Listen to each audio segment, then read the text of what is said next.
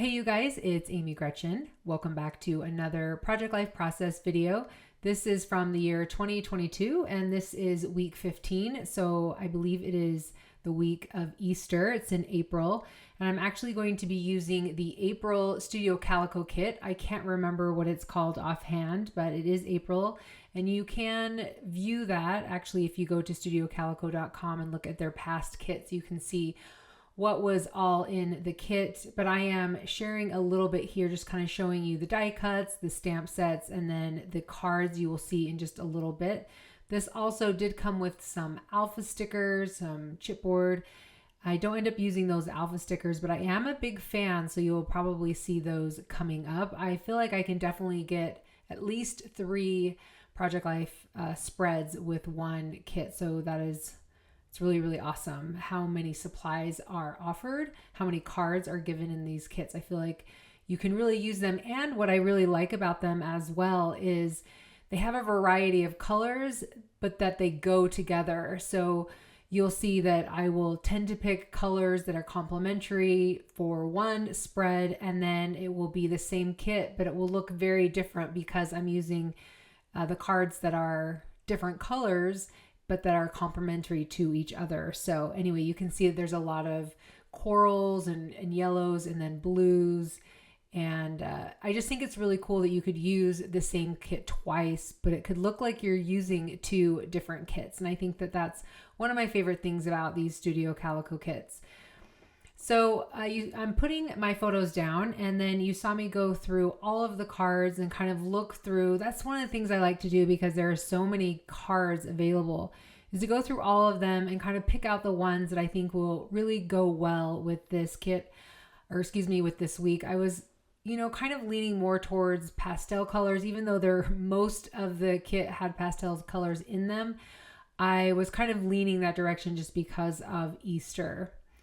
So I wasn't entirely sure where to put everything because I figured I need to get my journaling cards out so I can see how much room I have for things and where I want things to go.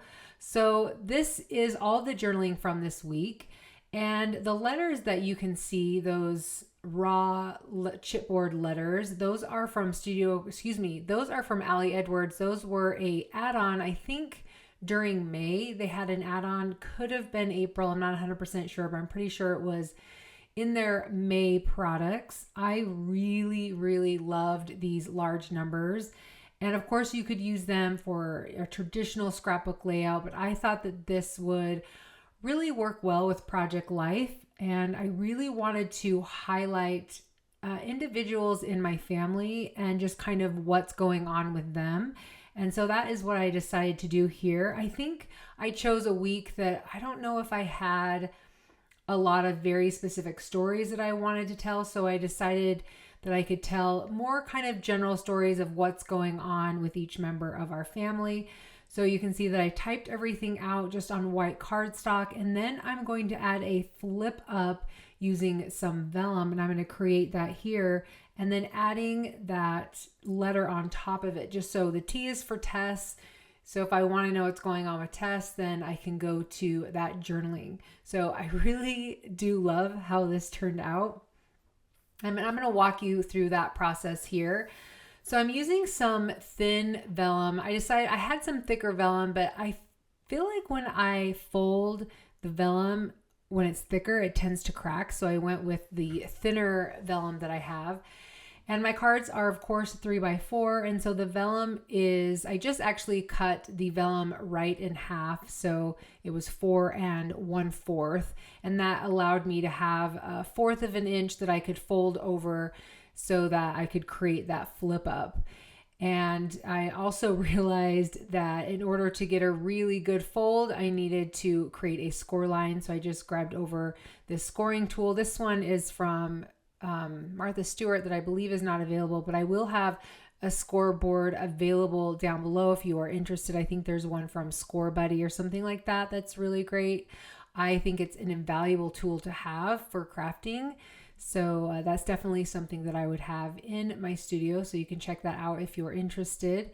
So I'm grabbing over some of my Scor-Tape. I know that I have some 1/8 inch Scor-Tape. I don't know where it's at. I could only find my 1/4 inch. So I decided to cut that in half so that it would fit better.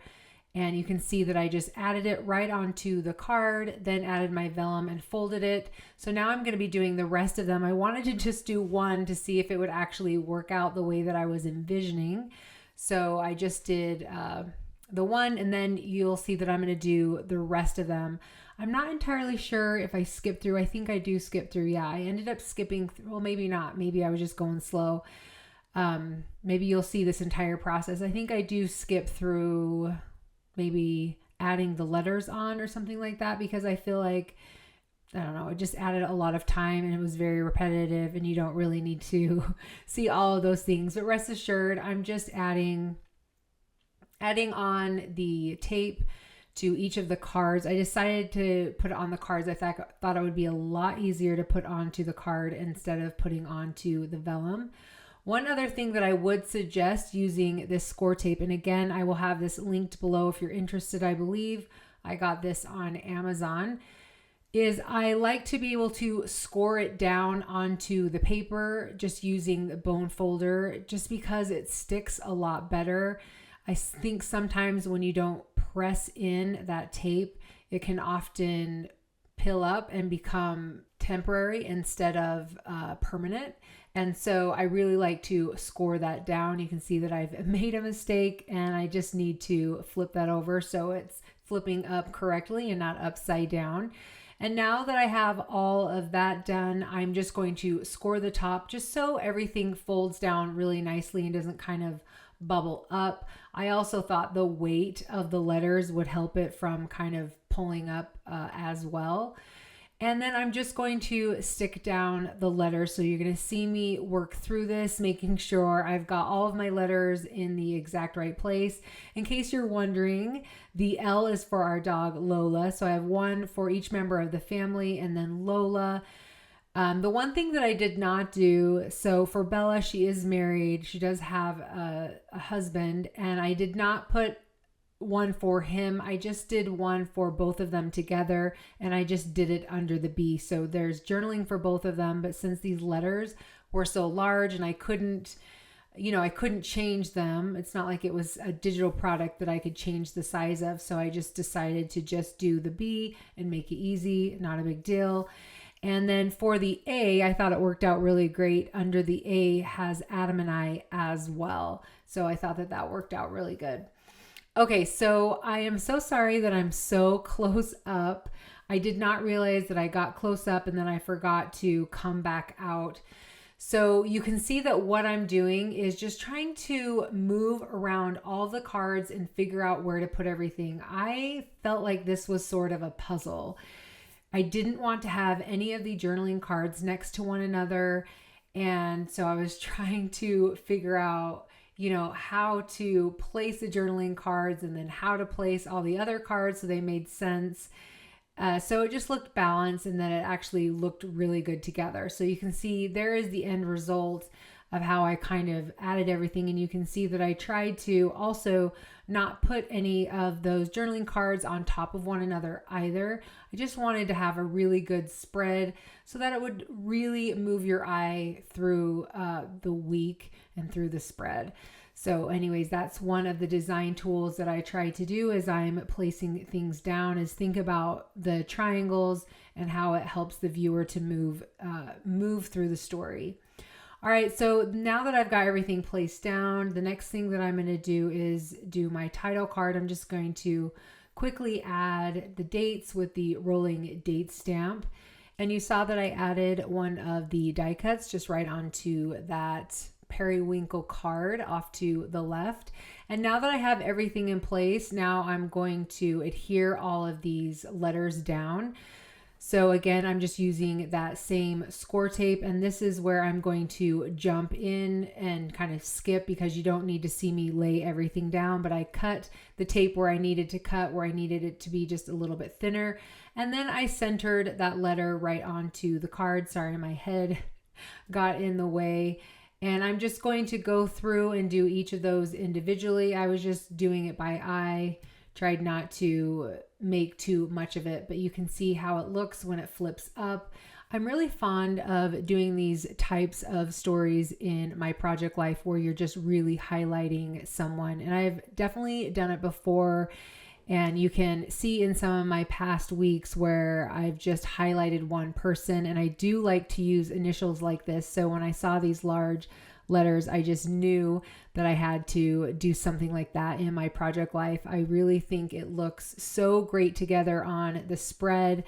And like I said, I just love that it gives kind of a general overview of what has been going on with each individual in our family, especially with weeks prior and weeks, after this that I may have missed a story or two or something like that. So anyway, the last little bit that I'm doing is just putting on some embellishments, some of the chipboard, and then of course I popped up that die cut just to give it a little bit of dimension. And that is going to be it, you guys, for this spread. Thank you so much for joining me today, and I really hope this gave you an idea of how you can incorporate different journaling styles into your project life. All right, you guys, we will see you next time. Bye.